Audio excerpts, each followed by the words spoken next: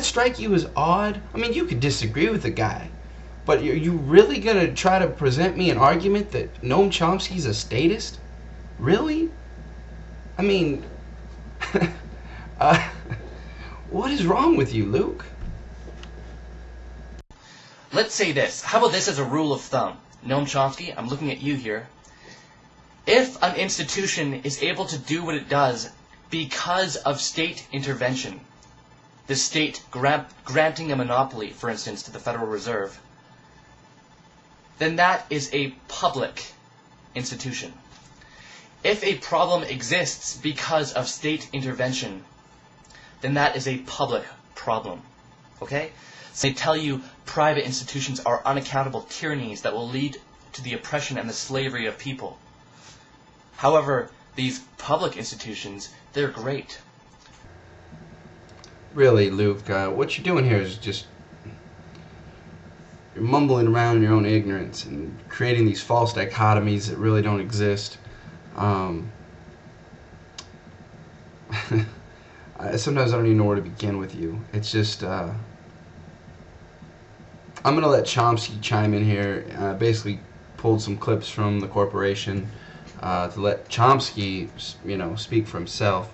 But this notion that, like, public's good, private bad, I don't know any intelligent person who thinks in these black and white terms. I mean, the world's a complex place. Like I said, the Federal Reserve System's a mix. The world's a little more complicated than you let on. What Chomsky does say, and he's going to say in this clip basically, is that public institutions have side benefits that private institutions don't have. Okay, and I'll let Chomsky speak on that. It means you take a public institution and give it to an unaccountable tyranny.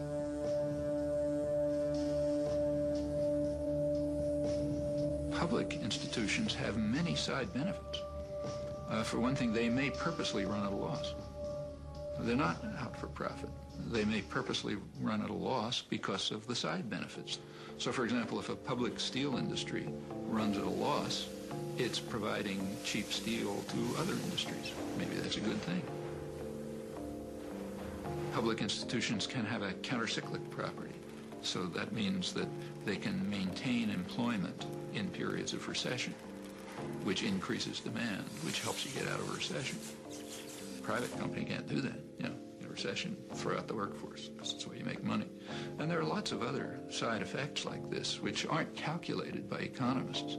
It's not part of the heavily ideological constructed system called economics, which measures certain things and doesn't measure other things. Every time a forest falls, the GNP goes up.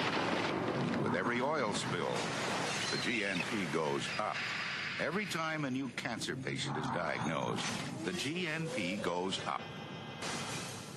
If we are to save ourselves, economists must learn to subtract. The role of corporations in our lives is essentially a product of roughly the past century. Corporations were originally associations of people who were chartered by a state to perform some particular function, like a group of people want to build a bridge over the Charles River or something like that. Everybody makes a mistake once in a while, but I just can't be personally responsible. That's one of the weaknesses of a partnership, isn't it, Sid? Well, maybe you better incorporate the store. Incorporate? Yes. Incorporating would give you the big advantage of what you want right now. Limited liability. You start with a group of people who want to invest their money in a company. Then these people apply for a charter as a corporate society.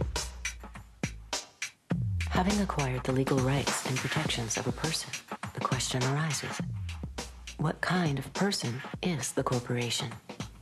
Corporations were given the rights of immortal persons, but then special kinds of persons who have no moral conscience.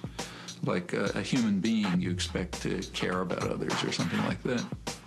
These are a special kind of persons which are designed by law to be concerned only for their stockholders and not, say, what are sometimes called their stakeholders, like the community or the workforce or whatever. Corporations have been structured through a series of legal decisions to have a peculiar and disturbing characteristic. They are required, by law, to place the financial interests of their owners above competing interests. In fact, the corporation is legally bound to put its bottom line ahead of everything else, even the public good. That's not a law of nature. That's a very specific decision, in fact, a judicial decision. So they're concerned only for the short-term profit of their stockholders, who are very highly concentrated. Close to half the stock is owned by about 1% of the population, and the bottom 80% of the population hold about 4% of the stock. Real human beings, flesh and blood ones, not corporations. But every flesh and blood human being is a moral person. You know, we've got the same genes, we're more or less the same. But our nature, the nature of humans, allows all kinds of behavior. I mean, every one of us, under some circumstances, could be, a gas chamber attendant and a saint. Depends on all sorts of things. So slavery, for example, or other forms of tyranny are inherently monstrous.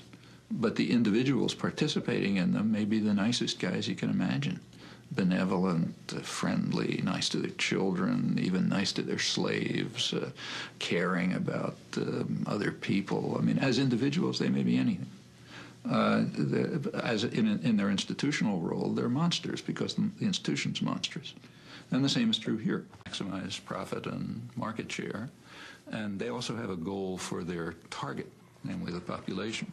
They have to be turned into completely mindless consumers of goods that they do not want. You have to develop what are called created wants. So you have to create wants. You have to impose on people what's called a philosophy of futility.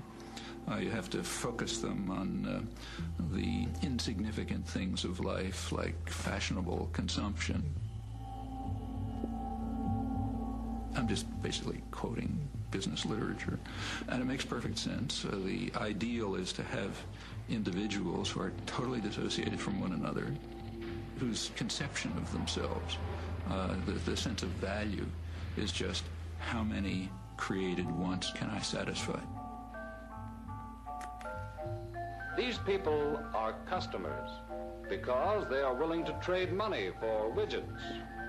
And all the customers take their widgets home to all parts of the country. Look at all that money the widget builder has taken in from the sale of his widgets. We have huge industries. Public relations industry is a monstrous industry. Advertising and so on is, which are designed from infancy to try to mold people into this desired pattern. And suddenly when Hitler came in Germany, the same thing happened there. Investment shot up in Germany. He had the workforce under control. He was getting rid of dangerous left-wing elements. Investment opportunities were improving. There was no problems. These are wonderful countries. I think one of the greatest untold stories of the 20th century is the collusion between corporations, especially in America, and Nazi Germany. First, in terms of how the corporations from America helped to essentially rebuild Germany and support the early Nazi regime. Dismantled. For too long now, giant corporations have been allowed to undermine democracy here in the United States and all over the world. But today, the national... Please forgive the choppiness of the different clips, but I wanted to give Chomsky a chance to, defend himself against Luke's ridiculous attacks. However you feel, whether you think corporations are public or private, the fact remains they're illegitimate, tyrannical institutions that need to be dismantled. They oppress workers, they destroy the environment, and they're ruining our way of life.